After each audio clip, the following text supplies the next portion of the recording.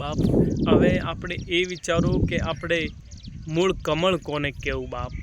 તો મૂળ કમળ બાપ શરીરમાં એક હાથની હોય ને બાપ તો ચાલશે, એક પગની હોય તો ચાલશે, પેટના સાઈડમાં લાગ્યું છે તો ચાલશે, પણ આ જે મસ્તક આલ્યું છે બાપ એમાં કોઈ પણ તકલીફ થઈ છે ને તો નહીં ચાલે. એટલે સંતો મહંતો એનું પ્રમાણ ગોત્યું છે બાપ, અને એના અનુભવના પ્રમાણથી આપણે વાત કરીએ છીએ બાપ કે આ જે આપણું મસ્તક રહ્યું એને મૂળ કમળ કીધું છે બાપ. એ મૂળ કમળમાં એક વાગે છે જંતરી, તમે જોજો ભાઈ ગંતરી કરીને જોજો બાપ.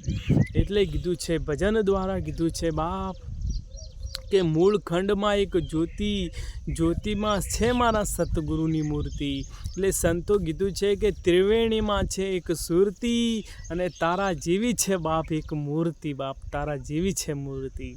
હવે વજન દ્વારા કીધું છે બાપ કે રણુકાર પર જણુકાર હૈ, જણુકાર પર જ્યોતિ, જ્યોતિ પર અભય શૂન્ય હૈ, વાહ ગિરતે હૈ મોતી બાપ, વાહ ગિરતે હૈ મોતી.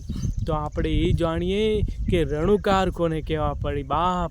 રણુકાર જે આપણા મુખોથી શબ્દ નીકળે છે ને બાપ એને રણુકાર કીધા છે સંતો.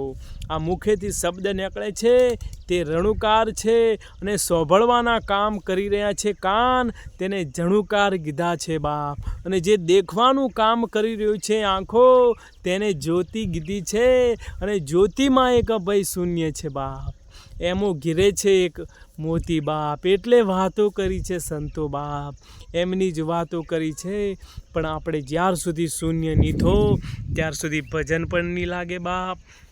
હવે તમે કહેતા હશો બાપ કે કેટલા સમયથી અમે ભજન કરીએ છીએ બાપ તો ભજન કેમ લાગતું નથી બાપ? પણ આપણે ભજનમાં બેઠા છો અહીંયા અને મન ભટકે છે બીજે, એટલે ક્યાંથી ભજન લાગે બાપ, ક્યાંથી લાગે?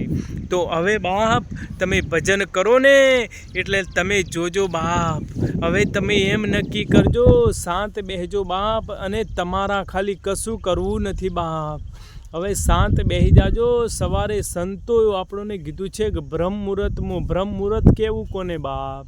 3 થી 6 બ્રહ્મ મુહૂર્ત ચાલે છે બાપ. ત્યારે તમે સવારે ઉઠજો અને સ્વચ્છ કમ્પ્લેટ નાહી ધોઈ અને આસન ધારી અને શાંતિથી બેસી જાજો બાપ. ખાલી આપણું મન, જે 2 આંખો બંધ કરજો અને આપણું મન કયા સંકલ્પ વિચાર કરે છે બાપ તે જોવાનું કામ કરજો. એટલે તમને સમજા છે બાપ. જે તમે મનને જોવાની ખાલી સાક્ષી ભાવ કરશો એટલે તમારું મન એકદમ ધીરે ધીરે શાંત થશે બાપ, અને વિચારો ઓછા થશે એટલે ભજન કરવાનું મન થશે બાપ. જય ગુરુદેવ.